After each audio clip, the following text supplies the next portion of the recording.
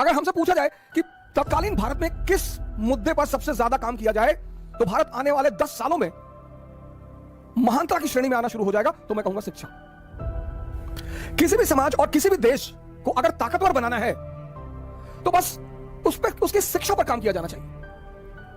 पश्चिम ने हमारे संतों के प्रति ऐसी साजिश खेल रखी है ना, जिसने भी इस धारा को जिंदा करने की जो कोशिश कर रहा है, वो आचार्य रजनीश पे एक वो बना the series wild wild country, बकवास कहानी, बकवास, कुछ भी सत्य नहीं।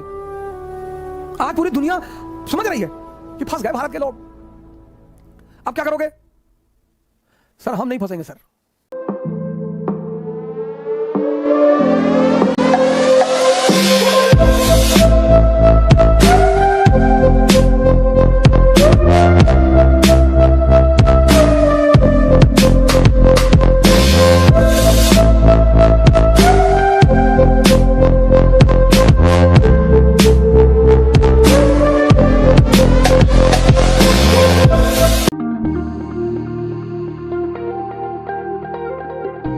शिक्षा, एजुकेशन बहुत इंपॉर्टेंट सर। किसी भी समाज, किसी भी देश, किसी भी समाज और किसी भी देश को अगर ताकतवर बनाना है तो बस उसकी शिक्षा पर काम किया जाना चाहिए। किसी भी समाज, किसी भी देश को अगर ताकतवर बनाना है तो उसकी शिक्षा में आमूलचूल परिवर्तन, बृहद परिवर्तन। और अगर शिक्षा पॉजिटिव हो जाए सर, अरे तो कमाल कर दे सर। अगर हमसे पूछा जाए कि तत्कालीन भारत में किस मुद्दे पर सबसे ज्यादा काम किया जाए तो भारत आने वाले 10 सालों में महानता की श्रेणी में आना शुरू हो जाएगा। तो मैं कहूंगा शिक्षा। सर इतनी बड़ी पॉपुलेशन हमारी, 1 बिलियन 50 करोड़। अब आप सोचिए एक घर में 10 लड़के हैं और 10 के 10 आईएएस, तो उसके पापा तो प्रदेश पे कब्जा कर लेंगे। जनसंख्या इतनी भी बुरी नहीं है सर। किसी को 10 बेटे हैं, 10 या 5 बेटे हैं, 5 बेटियां हैं और 10 के 10 आईएएस, प्रदेश में कब्जा। लेकिन अगर 10 बेटे हैं, 10 बच्चे हैं और 10 में एक मोची है, एक नाई है, 8 बेरोजगार है, तो वो घर खतरे में है सर। शिक्षा एक ऐसा क्रांतिकारी पक्ष है, बहुत क्रांतिकारी सर, बहुत। बीरबल को जब दरबार में शामिल करने का वक्त आया, अकबर बड़े प्रभावित थे, पंडित महेश दास बहुत ज्यादा प्रभावित। लेकिन बीरबल एक आम परिवार से थे। अब अकबर के सामने समस्या यह थी कि कैसे सामंतों को, कैसे इन शाही लोगों को तैयार किया जाए कि एक आम आदमी को दरबार में बैठने की अनुमति मिले, उसको शाही दर्जा मिले। अकबर ने बुलवाया बीरबल को, महेश दास को, कि दरबार में आओ, वहीं पर विचार करेंगे। अब कहानी पर गौर करिएगा सर।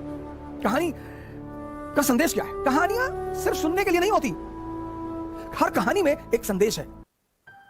अगर उस संदेश को आपने पकड़ लिया तो कहानी का मूल आपके लिए कीमती हो जाएगा। तो आए महेश दास, दरबार में आए तो अकबर ने अपने शाही वर्ग से पूछा, मुल्ला दो प्याजा से पूछा कि मुल्ला जी ये बताइए कि ये महेश दास जी को दरबार में शामिल किया जा सकता है? उन्होंने कहा नहीं सर, ये तो नियम के खिलाफ है सर, एक आम आदमी को दरबार में कैसे जगह दी जा सकती है? अरे बोले कोई रास्ता है? बोले सरकार एक रास्ता है। तो बोले कौन सा रास्ता? बोले सरकार रास्ता ये है कि मैं इनसे सवाल करूंगा, इनकी परीक्षा लूंगा, और अगर इन्होंने हमारे सवालों का जवाब दे दिया तो इनको दरबार में स्थान मिल जाएगा। अकबर बैठे बीरबल की तरफ, यहां भाई महेश दास परीक्षा देने के लिए तैयार हो? हाँ बोले सरकार बिल्कुल तैयार है। तो मुल्ला दो प्याजा ने बीरबल से पूछा कि बीरबल ये बताओ कि मेरे मन में क्या चल रहा है? बीरबल ने कहा सरकार हमको पता आपके मन में क्या चल रहा है। तो बताओ क्या चल रहा है? बोले आपके मन में चल रहा है कि अकबर अमर हो जाए, आपके मन में चल रहा है कि अकबर का साम्राज्य पूरी दुनिया में फैल जाए, आपके मन में चल रहा है कि दुनिया की सारी खूबसूरत औरतों की शादी अकबर से हो जाए। अकबर ने पलटकर मुल्ला की तरफ देखा, कहा मुल्ला क्या चल रहा है? बोले सरकार बिल्कुल यही बातें मेरे मन में चल रही। अब ये चीज किस स्कूल में पढ़ाई जाती है सर? कहां बताइए हमें। लेकिन ये विकसित कैसे होती है? शिक्षा से सर। ये समझदारी, ये कॉमन सेंस, इसका मूल बेस क्या है? एजुकेशन। इसका मूल जो आधार है, मूल वो शिक्षा है सर। सुभाष चंद्र बोस सिविल सेवा का इंटरव्यू देने गए और अंग्रेजों का नियम था कि भारतीय आए किसी ना किसी तरह बाहर निकालो। जैसे एमपीपीसीएस में जब इलाहाबाद के लड़के इंटरव्यू देने जाते हैं तो उनको 2 नंबर दिया जाता है, 3 नंबर दिया था। हमारे एक सीनियर है गोंडा के डीएम है मार्कंडे शाही जी, उनको 4 नंबर मिला था इंटरव्यू में, तब भी डिप्टी जेलर हुए थे, सेकंड रैंक आई थी उनकी एमपीपीसीएस में, 4 नंबर। उनसे कहा कि आपने बड़े अच्छे जवाब दिए, बहुत अच्छा सवाल, लेकिन हम इलाहाबादी, आप लोग तो सिर्फ बचपन से तैयारी करते हैं। इलाहाबाद का लड़का तो क्या क्या नहीं जानता, डिप्टी जेलर हुए। सुभाष चंद्र बोस। अब बोर्ड मेंबर ने पूछा कि बोस क्या नहीं कर सकता? बोले साहब सब कुछ कर सकता है। बोले सब कुछ कर सकता है बोस। उसने कहा अच्छा। उसने अपनी वेडिंग रिंग निकाली, शादी वाली अंगूठी सामने रख दी, कहा इसमें से निकल के दिखाओ। सुभाष चंद्र बोस ने एक पेपर लिया, कागज में लिखा एससी बोस, और उस अंगूठी से निकाल दिया। कहां निकल गए? कहां निकल गए? ये चीज कहां से आ रही है सर? सिकंदर आया भारत, तो सिकंदर जब भारत आ रहा था तो उसका गुरु था डायनोसियस। तो जब हम विदेश जाते हैं, जैसे पहली बार मैं ही बाहर गया, कंट्री के बाहर गया, तो मैंने लोगों को फोन किया, जो हमारे रिश्तेदार हैं, दोस्त हैं, मैंने उनको फोन किया कि हाँ भैया, मनोज भैया, हाँ वैसे बाहर जा रहे थे तो कुछ मंगाना है तो बताओ। तो अब वो पूछेंगे कि कहां जा रहे हो, तो हमने कहा ऐसे अमेरिका जा रहे थे। अच्छा अमेरिका जा, तो भैया हाँ अमेरिका जा। अब सीधे कह नहीं सकते ना फोन करके कि भैया अमेरिका जा रहे हैं, लेकिन खुशी बहुत है कि अमेरिका जा रहे हैं। अब उसे बताना है कि अमेरिका जा रहे हैं, तो कह रहे भैया अमेरिका जा रहे हैं तो कुछ मंगाना हो। अब लाएंगे तो वैसे भी कुछ नहीं हम, लेकिन कैसे बताएं लोगों को कि अमेरिका जा रहे हैं? तो सिकंदर भी भारत की तरफ आ रहा था, पूरब की तरफ, तो गया डायनोसियस उसका आध्यात्मिक गुरु है। तो कहा गुरुदेव पूरब की तरफ जा रहे हैं, भारत की तरफ, कुछ लाना है? बोले यार कुछ लाना वाना नहीं है, हट जाओ, सामने से धूप आ रही है। तो 18 साल का लड़का जिद में आ गया कि नहीं बताओ कुछ लाना है कि नहीं। बोले यार लाना तो है। बोले क्या लाना है? बोले एक सन्यासी ले आना भारत से। कहा ठीक है। आया भारत आया। जब वो लौटने लगा पोरस युद्ध के बाद, तो उसे याद आया कि यार गुरुदेव ने तो सन्यासी मंगवाया। तो उसने कहा हाँ। तो उसने अपने सेनापति नियार्कस को बुलाया, कहा ऐसा करो एक सन्यासी पकड़ लो, जाओ उठा लो किसी को। नियार्कस गया और एक बहुत फेमस सन्यासी थे उस समय के, दंडन सन्यासी। मैं बताऊंगा ये 1991 की शिक्षा ने कितना अपराध किया हमारे साथ। सन्यासी, आज हमारे देश के लोग सन्यासी शब्द से या तो डरते हैं या नफरत करते हैं। मेरे बड़े सारे स्टूडेंट हमसे कहते हैं सर हम तब ध्यान करने बैठे तो मम्मी पापा डांटते हैं, ये सन्यासी बनने जा रहा है। पहले आइए सुनो, सन्यासी मतलब जागृत, सन्यासी मतलब भगोड़ा नहीं होता। अगर आपके बच्चे ध्यान कर रहे हैं तो करने दीजिए सर। बड़ा प्यारा वर्ड है जागृत।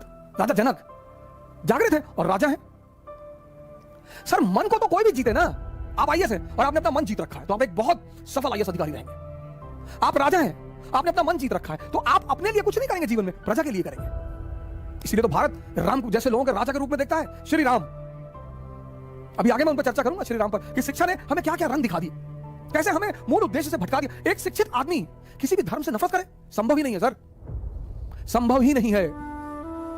एक शिक्षित आदमी शिक्षित किसी धर्म से नफरत करे कि इस्लाम अच्छा धर्म नहीं है, ईसाईयत अच्छा धर्म नहीं, तब तुम पढ़े लिखे ही नहीं, तब तुम खत्म हो गए।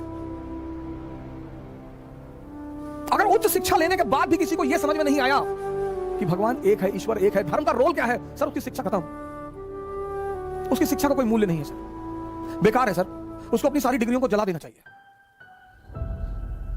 धर्मों में कोई मतभेद नहीं है, इस्लाम, हिंदुइज्म, क्रिश्चियनिटी, सिखिज्म, इनमें कोई मतभेद नहीं है सर। मतभेद है मानने वालों में, क्योंकि इनको दिशा कौन देता है? पुरोहित।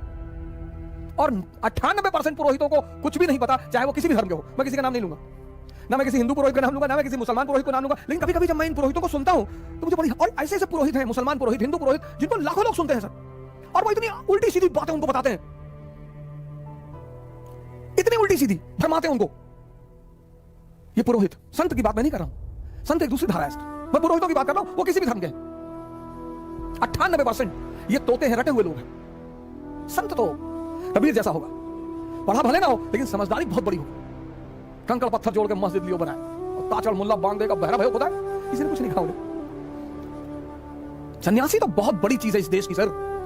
कोई जरूरी नहीं कि सन्यासी गिरवा पहनेगा, जींस भी पहन सकता है सर, टी शर्ट भी पहन सकता है, रेबैन का चश्मा भी लगा सकता है। ये तो हमारे देश के जो भगोड़े थे उन्होंने गिरवा बना लिया। गिरवा पहनने से उनको थोड़ा सम्मान मिल गया कि बाबा जी जा रहे हैं, किसी ने चाय पिला दिया, किसी ने खाना खिला दिया। सन्यासी बहुत बड़ी चीज है सर। अगर आपके बच्चे ध्यान कर रहे हैं, आपके घर में कोई ध्यान कर रहा है, सर उसे डांटिए मत, मारिए मत सर, उसे डिमोरलाइज मत करिए। सिकंदर को मिल गया दंडन, नियार्कस, वो गया बाहर, उसे वही मिल गए गिरवा पहने हुए, उसको लगा ये है सन्यासी। उसने दंडन से कहा कि सिकंदर भाई ने बुलाया है। बोले सिकंदर भाई ये कौन है? अरे बोले, उसने तलवार पे हाथ रखा। अरे दंडन ने कहा ये सब खिलौने बाजार में बहुत मिलते हैं और दुनिया में दो ही भाई हैं, एक ऊपर वाला दूसरा मैं, और किसी का नाम मत लेना मेरे सामने, नहीं तो चप्पल निकाल के इतना मारूंगा तुमको। नियार्कस को बड़ा अजीब लगा कि ये कौन आदमी है यार। नियार्कस ने आके कहा सिकंदर से कि यार बड़ी अजीब चीज हो गई आज। बोले क्या? बोले आपका नाम जिसके भी सामने लिया वो कांपने लगा। पहली बार एक नंगा सा आदमी, फकीर, भिखमंगा, वो तो हम ही को गाली देने लगा पलट के। ये बड़ा सिकंदर देखे। सिकंदर ने कहा अच्छा चलो। सिकंदर पहुंचा दंडन के पास, कहा मैं सिकंदर अगर पहाड़ों को हुक्म कर दूं तो पहाड़ भी चलते हैं। डायलॉगबाजी मानवीय प्रवृत्ति है। डंडी ने कहा दिखा चला के, दिखा, बोल पहाड़ों से बोल। सिकंदर को लगा कि ज्यादा बोल गए यार। सिकंदर ने कहा कि बाबा जी टुकड़े टुकड़े कट डालेंगे। बोले हाँ कट डाल, मना किया क्या तुझे? तब सिकंदर ने हाथ जोड़ा, कहा बाबा जी हमारे साथ चले चलते, हमारे गुरु ने एक सन्यासी मंगाया, हमको काहे पचड़े में डाल रहे, हमारे साथ चले चले, जो पैसा रुपया बोलेंगे हम देंगे। बोले पैसा रुपया नहीं चाहिए, मेरे सवाल का जवाब दे दे सिकंदर, चलूंगा तेरे साथ। कहा बाबा जी पूछो। कहा मान ले तू पड़ोस्थल में फंस गया और तुझे एक गिलास पानी की जरूरत है। अगर तुझे एक गिलास पानी नहीं मिला तो तू मर जाएगा, और वो एक गिलास पानी मेरे पास है, तो तू उस एक गिलास पानी के लिए मुझे क्या दे सकता है? सिकंदर ने कहा सरकार आधा राज्य दे दूंगा। बोले कहा मैं तब भी ना दूं तो? बोले सरकार पूरा राज्य दे दूंगा। बोले सोच सिकंदर, तेरे पूरे राज्य की कीमत एक गिलास पानी से ज्यादा नहीं है। तू क्यों मर रहा था पिछले 10 साल से? इसलिए मां बाप थोड़ा सा डरते हैं सन्यासियों के पास जाने में, कि कहीं दंडिन जैसा कोई मिलकर उल्टा सीधा ना समझा दे कि संसार माया है। और सिकंदर उस बात को सोचने लगा कि हाँ यार, मेरे साम्राज्य की कीमत तो एक गिलास पानी से ज्यादा है नहीं, बुखार से मर गया। पश्चिम ने हमारे संतों के प्रति ऐसी साजिश खेल रखी है ना, जिसने भी इस धारा को जिंदा करने की जो कोशिश कर रहा है, वो आचार्य रजनीश पे एक वो बना the series, wild wild country. बकवास कहानी, बकवास, कुछ भी सत्य नहीं। क्योंकि पश्चिम को एक बात पता है कि भारत अगर फिर से जब भी कभी महान बनेगा तो सिर्फ एक वजह होगी, संतों का पुनः सम्मान। जो ज्ञान की धाराएं बह रही हैं इस देश में, उनका पुनः सम्मान। उसे खोने मत दो किसी भी कीमत पर, उसे होने मत दो, कुछ भी हो जाए। आज तक पता नहीं है स्वामी विवेकानंद की वाकई में मृत्यु किस तरह हुई। पश्चिम में जाकर हंगामा मचा दिया उस आदमी ने। Chicago, Paris, London,